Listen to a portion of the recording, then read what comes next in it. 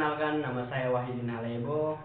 Saya di sini akan mencoba menjelaskan bagaimana proses pemurnian air dan hubungannya dengan hidrologi, siklus hidrologi. Jadi pada dasarnya bumi adalah salah satu planet yang kita kenal sebagai tempat tinggal makhluk hidup. Planet ini begitu istimewa karena memiliki sistem yang mendukung kehidupan seperti udara, air, dan tanah. Menariknya, sekitar 70% permukaan bumi terdiri dari perairan seperti lautan, sungai, dan danau. Sementara sisanya yaitu 30% adalah dataran yang mencakup hutan, gunung, dan wilayah pemukiman manusia. Jadi, kemudian air menjadi salah satu elemen penting yang menjaga keberlangsungan kehidupan di bumi. Namun, air yang kita gunakan tidak pernah habis. Hal ini terjadi karena adanya siklus alam yang disebut sebagai siklus hidrologi. Penjelasan tentang siklus hidrologi ini adalah proses alami pergerakan air di bumi. Siklus ini dimulai ketika di permukaan seperti laut dan danau menguap akibat panas matahari melalui proses yang disebut evaporasi. Uap air tersebut naik ke atmosfer dan berubah menjadi tetesan kecil melalui kondensasi yang akhirnya membentuk awan.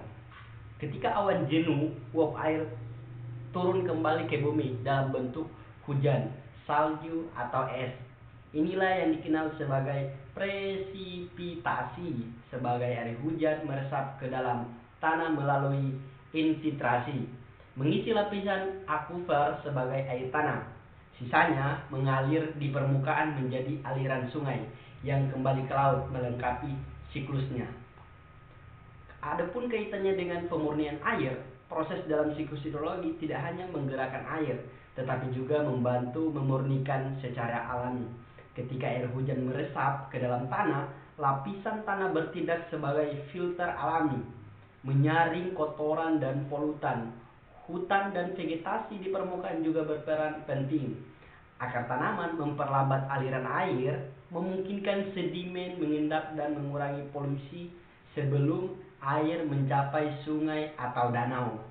Selain itu, ekosistem seperti rawa, mangrove yang menyerap nutrisi berlebih seperti nitrogen dan fosfor yang dapat mencemari air.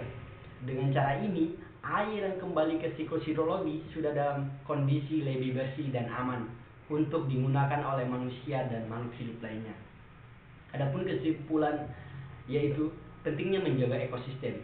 Siklus hidrologi adalah mekanisme alami yang menjaga ketersediaan air bersih di bumi. Namun, proses ini sangat bergantung pada kondisi lingkungan. Jika ekosistem rusak seperti hutan yang ditebang dan lahan basah yang hilang, kemampuan alam untuk memurnikan air pun akan terganggu. Sebagai manusia, kita memiliki tanggung jawab yang menjaga lingkungan agar siklus hidrologi tetap berjalan dengan baik. Dengan demikian, kita tidak hanya memastikan ketersediaan air bersih bagi kehidupan saat ini, tetapi juga untuk generasi mendatang. Pesan untuk saya, kiranya kita harus benar-benar menjaga lingkungan agar tidak berdampak buruk bagi kita dan di masa depan nanti. Sekian dari saya. Wassalamualaikum warahmatullahi wabarakatuh.